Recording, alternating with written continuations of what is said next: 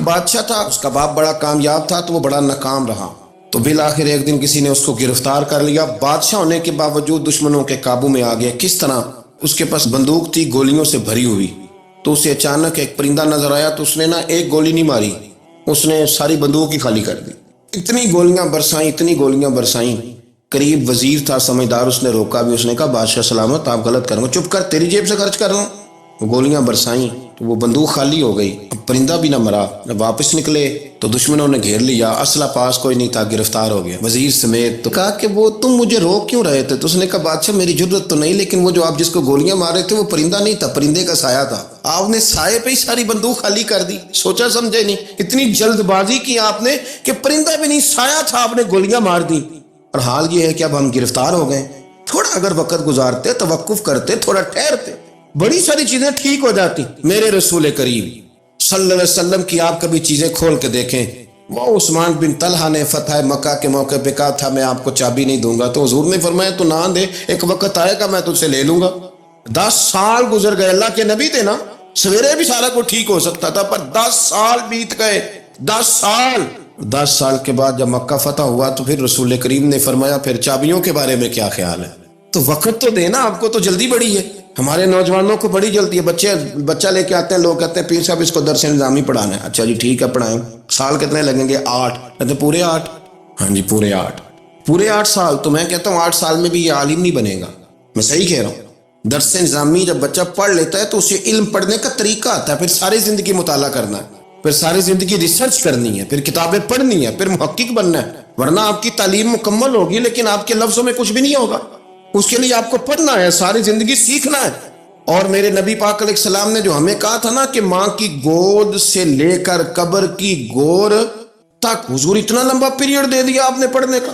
ہمارے ہاں تو جو بندہ 6 مسئلے کل سن لیتا مفتی اعظم ہو جاتا ہے، اگر 2-4 اردو کی کتابیں بھی وہ سیدھی پڑھ گیا تو پھر وہ کہتا ہے مولویوں کی پتا ہوگے، تو میں نو پتا ہے سارا، سیدھی پڑھنے لگ گیا نا، ذرا صحیح لائن پوری پڑھ لیتا ہے تو اب کہتا ہے مولویوں نو چھوڑیں آپ، یہ جلد بازی ہے، اس سے آپ کی طبیعت تکلیف، زندگی میں ٹھہراؤ پیدا کریں، تھوڑا روکیں۔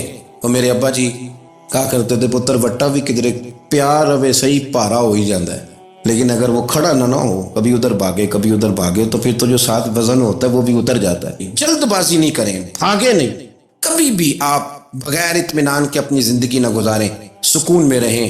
آپ اس دین کے ماننے والے ہیں جو بڑا ہی میٹھا ہے، جو بڑا ٹھنڈا ہے، جس کے اندر راحت ہے، جس کے اندر سکون ہے، جس کے اندر خوبصورتی ہے۔ امام مالک رحمۃ اللہ تعالیٰ علیہ بڑے خوبصورت آدمی تھے، تو دور دراز سے لوگ ان سے ملنے آتے تھے، دور دراز سے جو لوگ ملنے آتے تھے تو ایک درویش ان کی خدمت میں حاضر ہوا کرتے تھے، شیخ یحییٰ ان کا نام ہے۔ تو وہ فرماتے تھے کہ ہر بندہ سوال پوچھتا تھا تو میں چپ کر کے بیٹھ جاتا تھا۔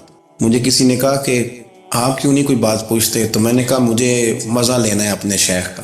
کہا وہ کس طرح؟ کہنے لگے دیکھنا وہ خود پوچھیں گے کیسے آئے ہو، کہاں سے آئے ہو، کوئی بات تو نہیں کرنی۔